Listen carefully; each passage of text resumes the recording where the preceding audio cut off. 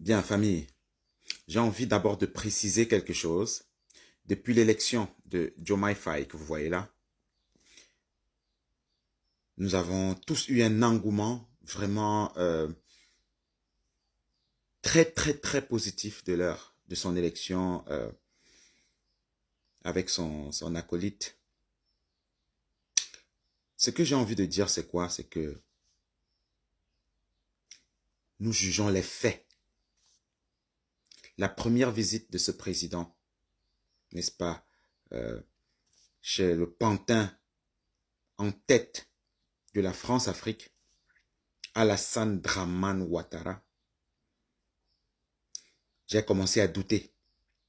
Et j'avoue que ça ne s'est pas amélioré parce que quand on l'écoute, on sent de la diplomatie, de la politique. Il n'est plus clair. Pendant qu'ils étaient en prison, avant qu'ils n'aillent en prison, ils étaient clairs. Ils disaient ce qu'ils allaient faire et ils faisaient ce qu'ils allaient dire. Jusqu'à présent, je ne trouve rien de pragmatique, de vraiment réaliste dans leurs faits et gestes. Je vous laisse écouter et puis on va commenter. Voilà. Une histoire Bien, unique qui part d'avant l'indépendance jusqu'à la fédération je vais vous donner mon point de du vue Mali. juste après. Écoutez. Et je suis venu dans le cadre de la continuité de ces relations que nous voulons renforcer sur le plan diplomatique, sur le plan commercial et sur le plan de la concertation pour la prise en charge de tous les défis que nous partageons en commun, à savoir le terrorisme, la lutte contre les trafics illicites, notamment la traite des êtres humains, les trafics de drogue, mais aussi la lutte contre la criminalité transfrontalière de façon générale.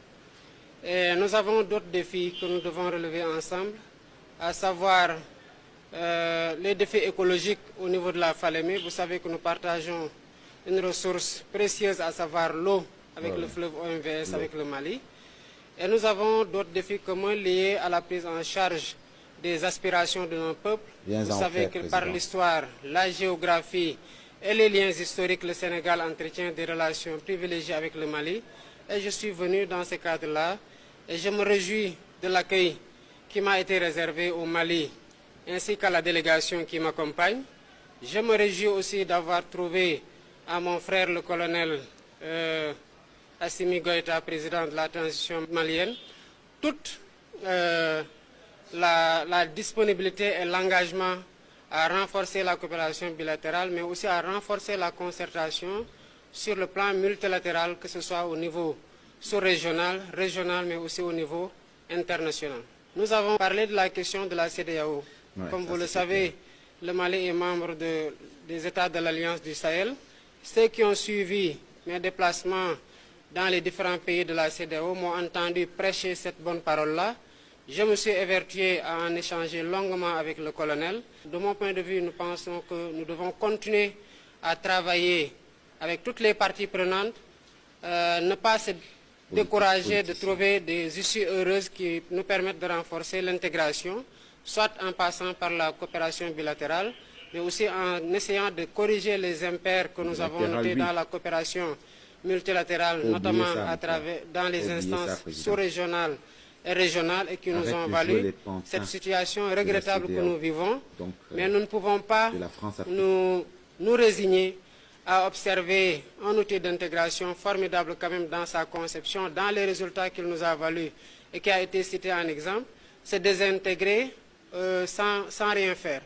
Il y a eu beaucoup de péripéties qui ont eu lieu, mais c'est justement parce que nous comprenons ça que nous devons pouvoir bâtir sur ces socles-là et repartir sur des bases nouvelles de coopération et d'intégration, quelle que soit l'échelle, qui nous permettent déjà de tirer les enseignements de ce que nous sommes en train de vivre, mais aussi de travailler à ne plus avoir à adresser ces mêmes problématiques-là, que ce soit pour les générations actuelles que pour les générations futures. Je terminerai juste par dire ce que j'ai dit partout. Nous avons un héritage des pères fondateurs Bla, qui bla, ont bla, eu bla, une bla, vision qui a été certainement très secouée, qui a été mise à rude épreuve, mais que nous avons aussi la responsabilité de transmettre intact ou en Ça meilleur ne sert à rien état. d'écouter ça jusqu'à Maintenant, la fin parce je que voudrais l'essentiel a ici été dit. saluer, pour ce qui est du cas du Mali, euh, la posture de bravoure et de dignité du peuple malien qui, face aux difficultés qui ont été notées sur le plan sécuritaire et par rapport aux sanctions qui ont été infligées, quand même a tenu à garder une ligne directrice qu'elle a essayé de partager pour être Bon, on complice arrête là. On arrête. et qui a quand même su se relever et nous pensons que nous devons avoir cette solidarité agissante et cette fraternité.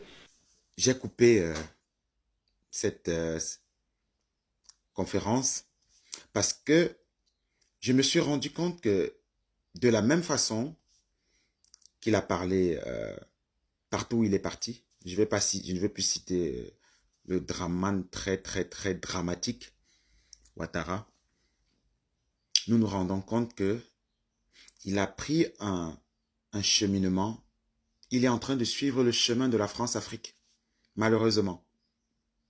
Il pense vraiment que le fait de dire que l'alliance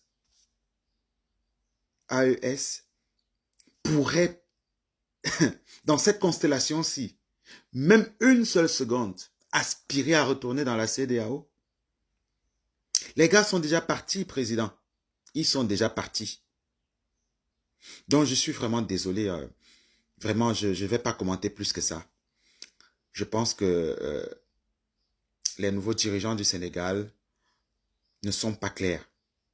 Je ne vais pas encore les juger, mais nous allons leur accorder un peu du bénéfice du doute, et nous allons les suivre à la lettre. Tous les prochains faits et gestes, nous allons les noter et nous allons venir les commenter. Haché, haché, haché.